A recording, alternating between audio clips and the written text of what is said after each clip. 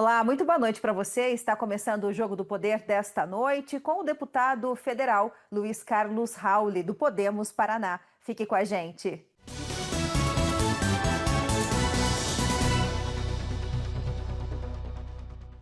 Deputado Rauli, seja muito bem-vindo ao Jogo do Poder desta noite. É um prazer recebê-lo. Boa noite para o senhor.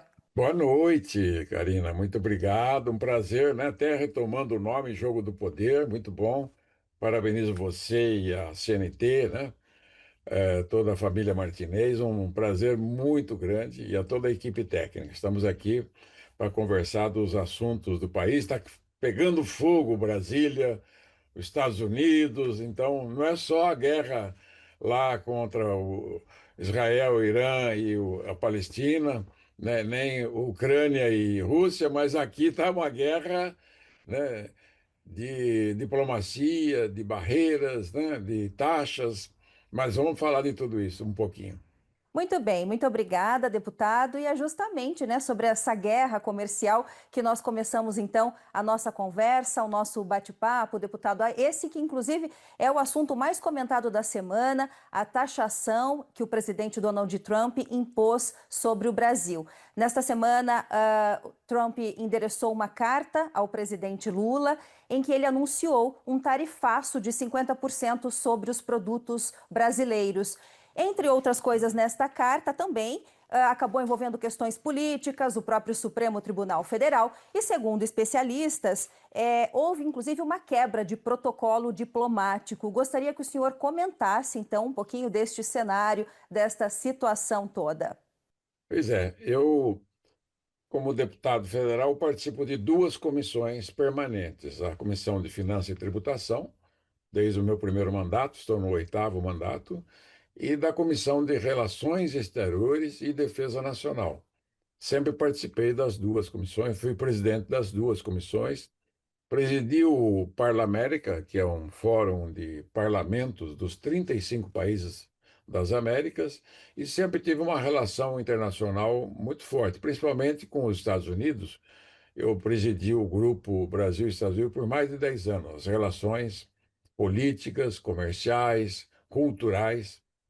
O Brasil e os Estados Unidos são parceiros há mais de 200 anos, desde a independência do Brasil, né? Quando o Brasil se tornou independente de Portugal, depois na proclamação da República também, né? Os americanos sempre estiveram conosco. No fim da Guerra da Secessão, o Brasil acolheu 45 mil militares confederados, né? E tanto que tem a cidade ali perto de São Paulo, cidade americana, que foi constituída pelos americanos.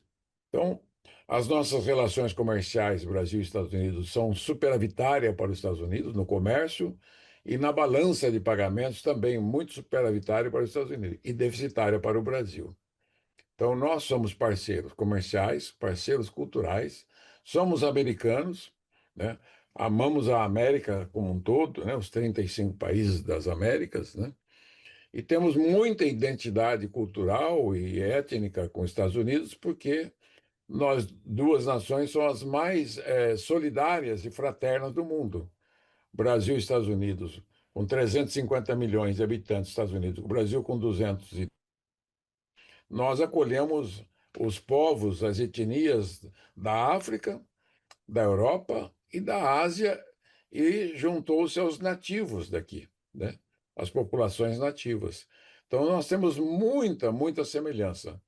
Eles criaram o modelo presidencialista, né?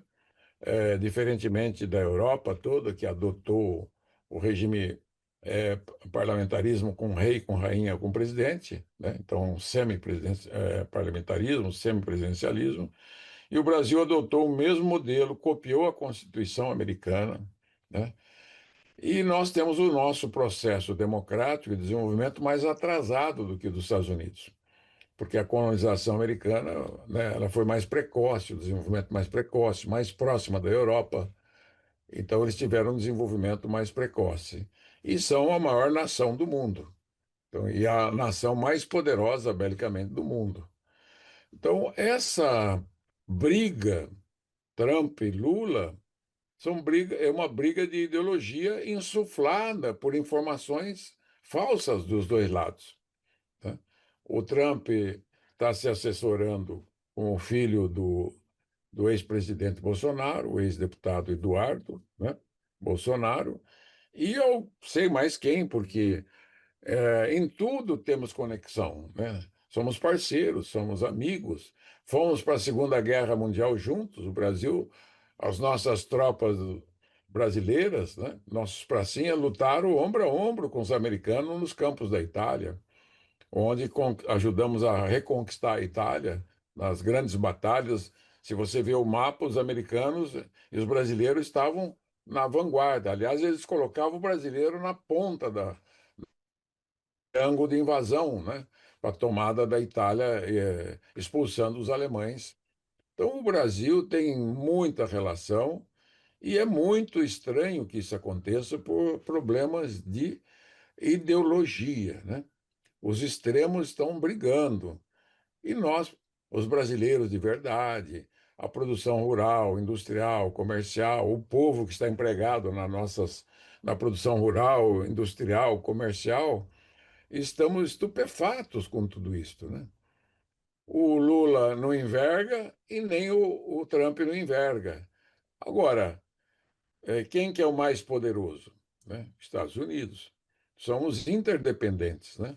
Embora tenha a nossa autonomia, eu vejo assim mais uma grande fraqueza das relações exteriores do governo Lula, que é um fracasso nas relações com os Estados Unidos. Ele se dá bem com a Rússia, com a China, que são ditaduras, né? E não se entende com um país irmão. Ele não precisa gostar do Trump, nem o Trump precisa gostar do Lula. Eles têm que gostar, né, do nosso povo, da nossa amizade, das nossas relações. Uma outra consideração, Karina, o Brasil tem das 500 maiores empresas americanas que existem nos Estados Unidos, das grandes mesmo, o Brasil deve ter mais de 300 deles aqui no Brasil. Eles têm um número muito grande, né, de empresas americanas instaladas aqui dentro do Brasil. Então, não é só exportação e importação de bens e serviços, né, de juros, de lucros, de dividendos. Então, eles são amplamente favorecidos nessa relação e nós somos perdedores.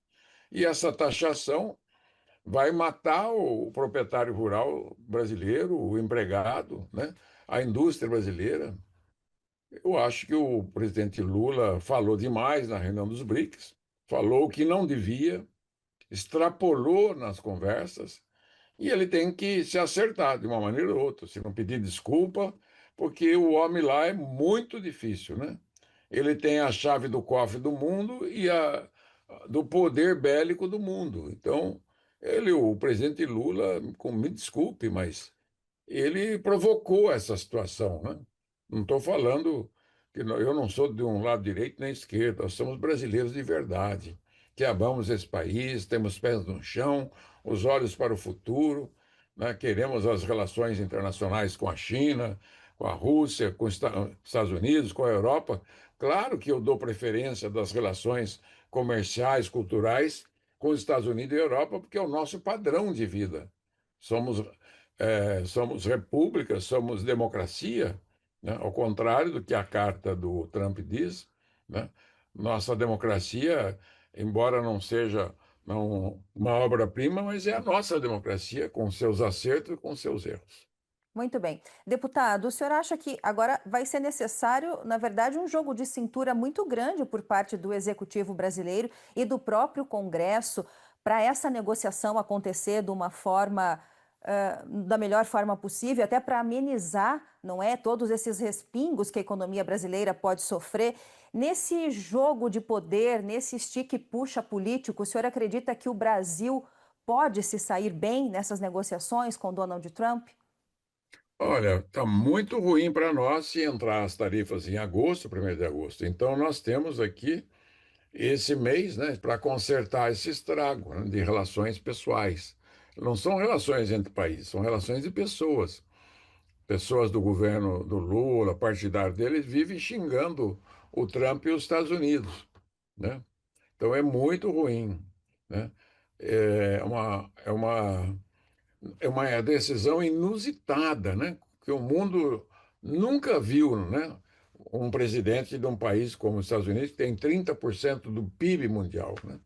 Quer dizer, é o país mais rico do mundo e o poder bélico, né, mais poderoso do mundo. E sempre foi nosso parceiro. Então, esse estranhamento, né, é mais do caráter pessoal, não é o país que está ofendendo o Trump e os Estados Unidos. É o Lula que está ofendendo o Trump e a mulher do Lula e os ministros do Lula, os partidários do Lula. E nós, os outros partidários, né, da política, da diplomacia parlamentar, da diplomacia empresarial, estamos, assim, tentando entender como poder ajudar nesta relação, sendo que a questão é direta com o Lula, né? Eu acredito que não vai ter outro jeito a não ser um pedido de desculpa do Lula para o presidente Trump. Falar, olha, não é uma desculpa. Falar, olha, se eu falei demais, né, sobre você, me desculpe, mas minha intenção não era te ofender, nunca foi ofender a América. Tem que sair por aí, porque são bilhões de dólares de negócios, né? São milhões de empregos que estão em jogo. O governante, o bom governante, nessa hora, ele tem que ser pai, né? E tem que ser pai, e tem que ser também uma pessoa que tem que entender a hora de recuar. Se fosse um campo de batalha, de tropas colocadas, né, dos Estados Unidos e do Brasil, nós já estávamos derrotados, né? Se fosse, e como é negócios, né, ele tem que pedir ali para fazer um entendimento urgente, ou escolher pessoas para ir lá para os Estados Unidos e falar com o Trump. Ok, deputado, nós vamos para um rápido intervalo. O senhor continua com a gente. E para você que nos acompanha pelos canais da Rede CNT espalhados por todo o país, não saia daí que nós já voltamos. Até já.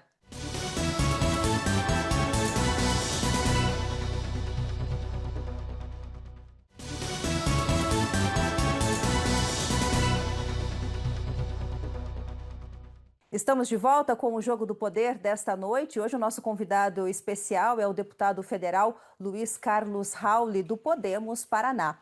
Ainda falando sobre essa questão dessa guerra tarifária, Brasil versus Estados Unidos, deputado, dados recentes do Ministério do Desenvolvimento apontaram, como o senhor já comentou até brevemente no primeiro bloco, o superávit americano sobre o Brasil. Isso significa que nós compramos muito mais produtos americanos do que vendemos para eles. E aí, nessa carta também, né, tão polêmica do presidente Trump, endereçada ao presidente brasileiro, ele diz que não há reciprocidade, que ele considera injusta essa relação comercial. O senhor não vê também um pouco de um, talvez exagero, não sei se seria essa palavra, do presidente americano quando se trata de relação comercial com o Brasil, uma vez que eles estão tendo superávit há bastante tempo?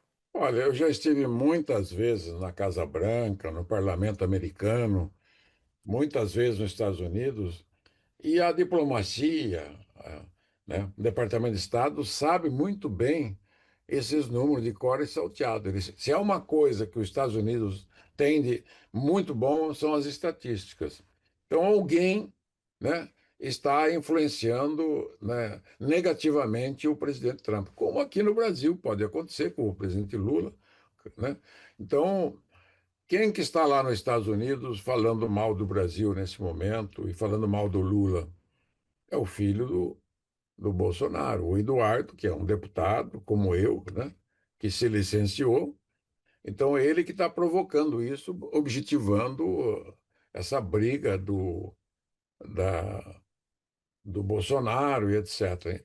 Por sua vez, nós já vimos esse filme acontecer com o Lula, né, quando ele foi condenado e preso. O mundo todo reclamou, os países, né, da Europa ligados à linha política e ideológica do PT e do Lula. E agora a vez do Chile, dos políticos e de ideologia ligado à extrema-direita, né? Então, e nós, os brasileiros de verdade, que produzimos, que trabalhamos dia e noite, né, como é que nós nos comportamos no meio dessa guerra ideológica que acaba afetando agora terrivelmente os negócios. Até então, né, a briga, quando o Lula foi condenado e ficou quase 2 anos preso, não houve nenhum tipo de retaliação internacional contra o Brasil de nenhum país que tinha a mesma linha política do Lula. Agora que é da extrema-direita, tem esse caso. Então, eu volto a dizer: o presidente Trump precisa de pessoas do Brasil lá nos Estados Unidos, né, que estão lá há muitos anos, brasileiros, brasilianistas, que são aqueles americanos especialistas nas relações, para retificar as informações dessa carta. Elas estão incorretas porque alguém escreveu essa carta, que você sabe que o presidente da República ele vai falar, alguém redige para ele, faz a redação, ó, né? Faz a redação, e como aqui também é feito. Então, os dados estão. O Brasil é deficitário. Eu acompanho essas contas no meu dia a dia, né? É, porque, e temos assim, por exemplo, as placas de aço. Os Estados Unidos não tem de onde comprar, tem que comprar do Brasil, né? Um suco de laranja, o café, né? Quantos itens de commodities, né, que o Brasil é produtor, tem qualidade as nossas frutas, né? Então, veja, se realmente as frutas continuarem sendo exportadas com 50%, né? O café, a laranja, as placas de aço, os aviões da Embraer que, né, são vendidos para os Estados Unidos, vai haver um grande problema. Então, é urgente, volto a dizer, presidente Luiz Inácio Lula da Silva tem que se diminuir nesse momento, como fazem os comandantes de tropas, que a tropa do inimigo é maior e mais forte, e tem mais armas, e tem mais tanque, tem mais aviões. Ele tem que, né, resolver isso de forma. Vai ter que se humilhar? Vai. Mas quem é que provocou essa situação? Nós do parlamento não provocamos, os empresários não provocaram. Quem provocou isso foi o próprio presidente Lula, claro que estimulado pelo outro ex-presidente. A briga é deles, não do Brasil. Nós não temos nada a ver com essa briga, né? Eu amo os Estados Unidos, amo o povo americano, né? O modo de vida deles, né? É um país cristão como o do Brasil. Como eu disse no bloco anterior, nós lutamos na Segunda Guerra Mundial nos campos da Itália junto e vencemos. Tivemos as vitórias, as maiores vitórias para, né, desocupar a Itália dos nazistas e os próprios italianos que eram ligados ao fascismo do Mussolini. Então nós derrotamos o nazismo, derrotamos o fascismo e somos parceiros. As nossas Forças Armadas são parceiras das Forças Armadas Americanas. A relação aí é pessoal, é Trump e Lula. E os dois têm que se entender. E quem que é o mais fraco nessa história? É o Lula, né? Ele não quer envolver o Brasil nisso. Isso é uma responsabilidade dele, do que ele falou durante os BRICS, antes e depois. Sobrou até para a esposa do Lula, né? Que ela andou falando algumas coisas lá. Não cabe repetir aqui. E, deputado, como um representante do Congresso Nacional, que o senhor como que o senhor vê que deve ser o posicionamento do Congresso neste momento, a reação do Congresso frente a esse tarifaço ideológico, como o senhor colocou muito bem, e também que, claro, acaba afetando diversos setores da economia fortemente? Moderação. Eu já estou aconselhando como decano, né, da Câmara e especialista também, né, nessa matéria das relações parlamentares internacionais, especialmente com os Estados Unidos. E tem que analisar que o Trump é um presidente da República diferente de todos os políticos que passaram pela Casa Branca. Ele é um empresário, né, que ficou muito rico e é presidente da República. Ele não tem o rito e a formalidade dos homens de Estado, os homens públicos, né? Ele não é um homem de Estado, ele é um homem de empresa governando o maior e mais rico país do mundo que tem, né, o maior potencial econômico e militar do mundo. Então, a relação do Congresso é tentar fazer com que o Lula se redima perante essa confusão que ele mesmo armou. Ele criou essa confusão, e ele sabe como é que é o Trump, sabe que ele é intempestivo, né? O Brasil tem, o mundo inteiro sabe disso. Não provoque o homem. E ele foi provocado.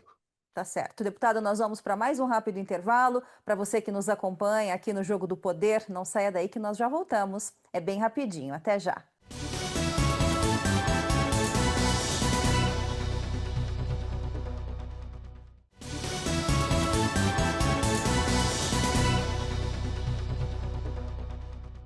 Estamos de volta com o Jogo do Poder, que hoje recebe o deputado federal Luiz Carlos Rauli, do Podemos, Paraná.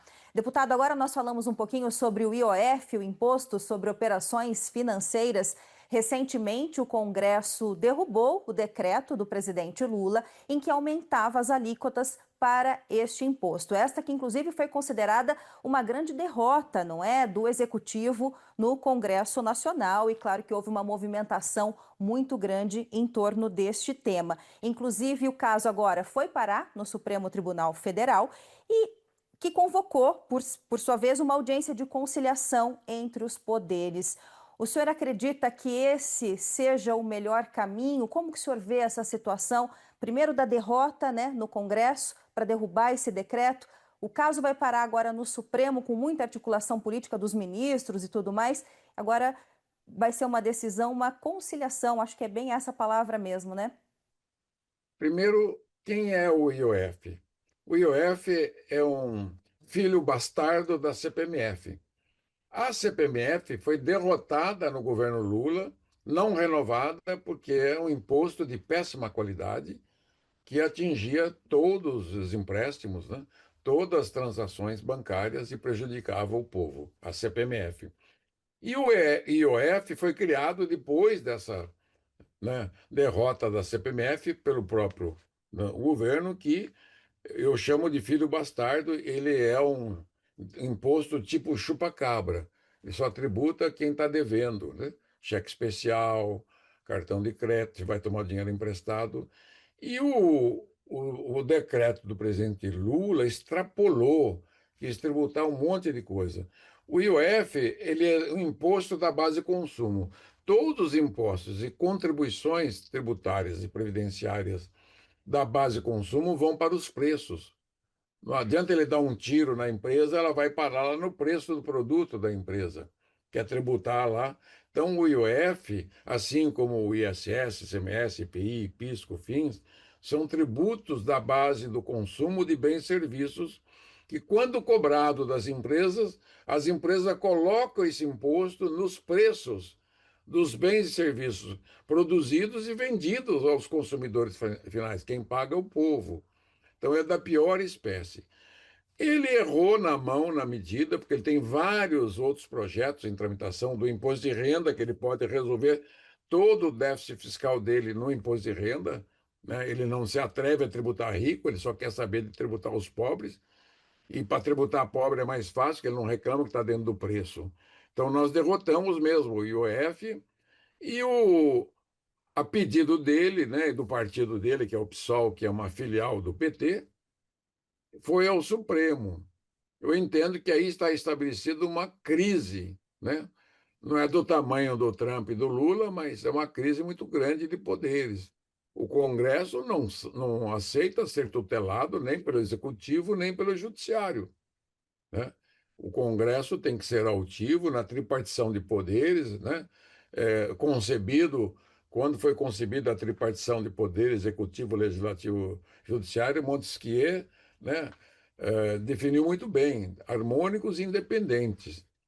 Há que conciliar o imposto que foi derrotado pela maioria da Câmara do Senado? Não.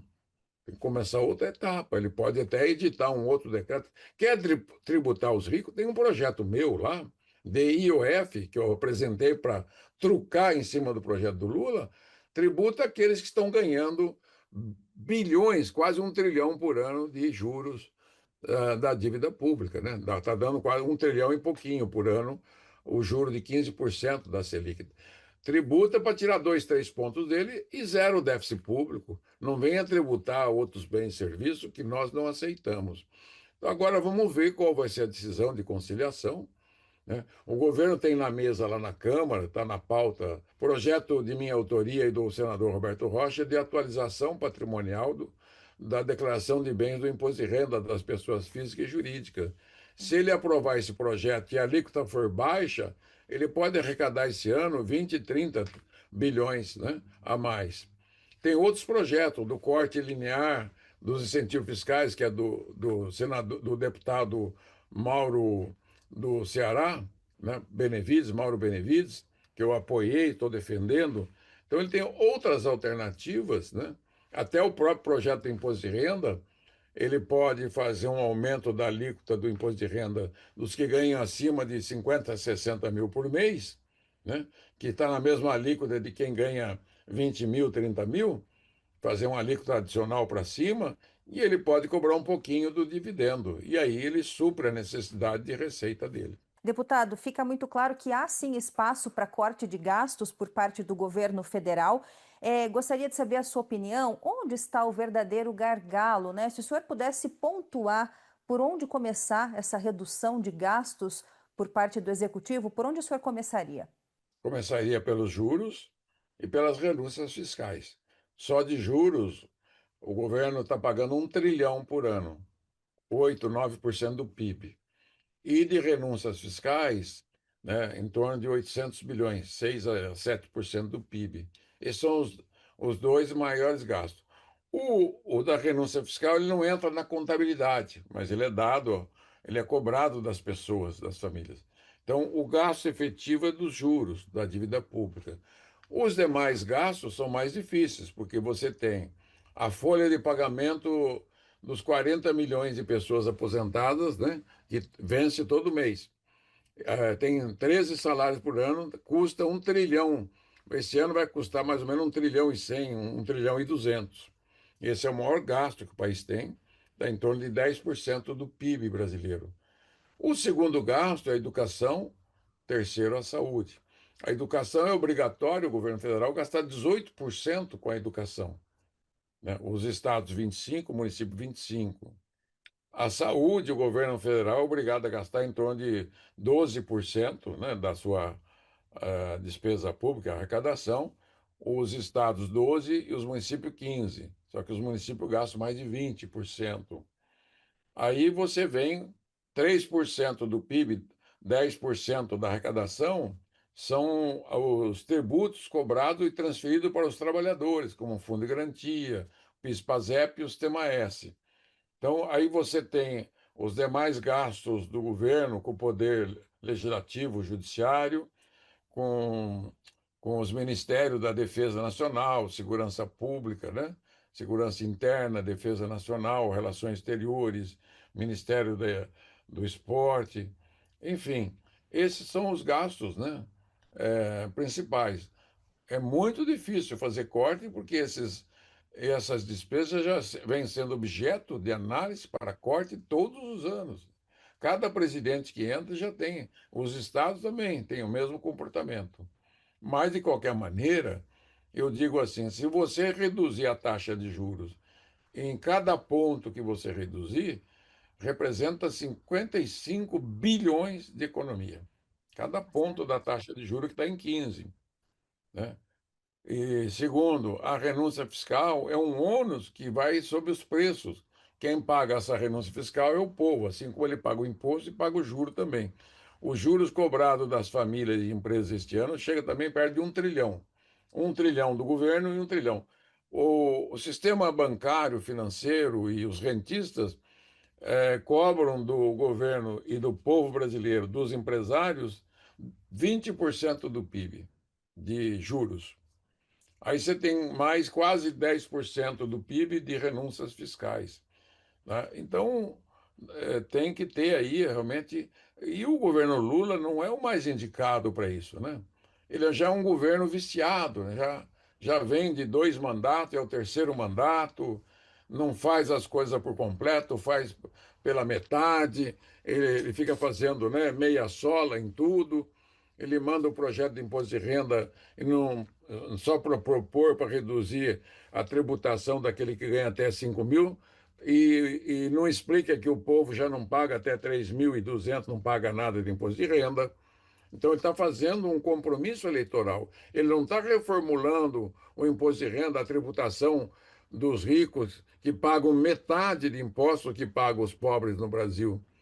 Ele, da reforma tributária, que eu fui um dos autores, que criou o IVA, ele podia ter aproveitado e fazer outras propostas. Não, ele preferiu só resolver pontualmente a questão do IPI, do PIS, COFINS, do ICM e do ISS.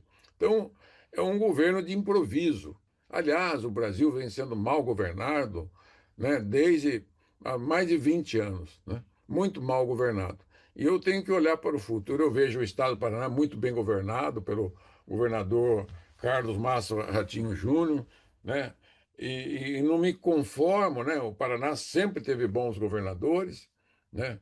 E não me conformo de ver um governo federal tão mal governado, ideológico, né? Um governo de esquerda, um governo de direita. Nós precisamos de governo para frente, né? Brasileiros de verdade, né? Então, eu estou falando como decano da vida pública brasileira, sou talvez o homem público que mais disputou eleições no Brasil, já fui às urnas 19 vezes, ganhei muitas e perdi muitas eleições. Estou temperado, né, na têmpera da vida pública, que a maior questão da vida pública é sentir esse peso todo e ter a humildade e continuar estudando e olhando para frente. Nós temos que olhar para as futuras gerações, né? Não para as próximas eleições, como esses políticos extremistas estão fazendo com o Brasil. Gato e sapato com o nosso país. Eu os abomino. Tá certo. Deputado, nós vamos para mais um rápido intervalo. Para você que nos acompanha, não saia daí que nós já voltamos. Até já.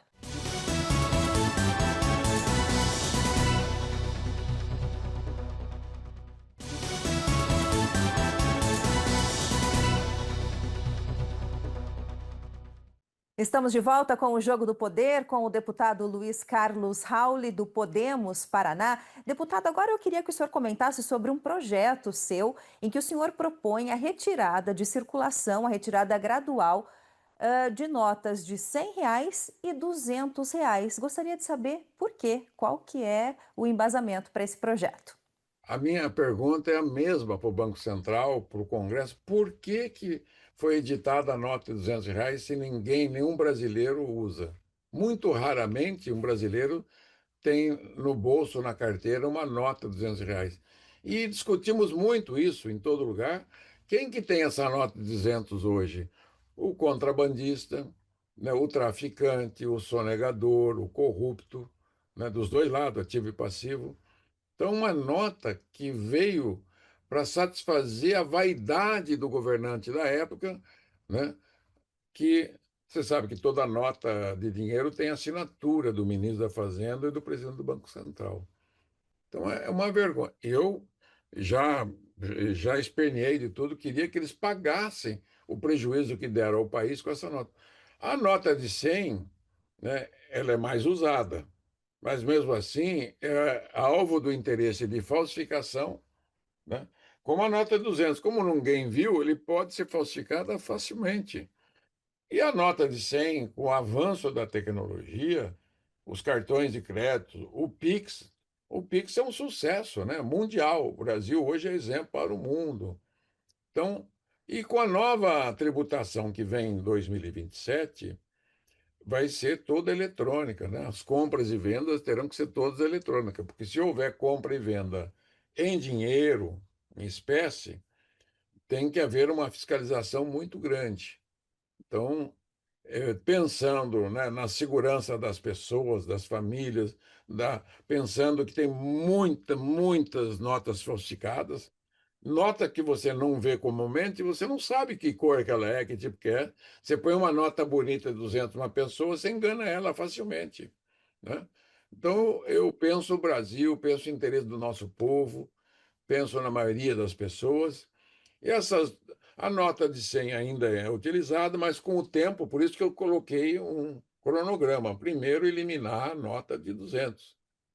E eu ainda, meu desejo era que esses autores dessa nota de 200 fossem processados e condenados a pagar o custo dessa impressão, que foi altíssimo, né? E nenhum serviço público ao país deu essa nota 200, a não ser diminuir o volume dos corruptos, traficantes, sonegadores e carregar dinheiro, né, nas malas e maletas e bolso. Certo, deputado, para finalizarmos, 2026, ano eleitoral, ano que nós vamos ter novas eleições, gostaria de saber como que o senhor vê o atual cenário político do Brasil.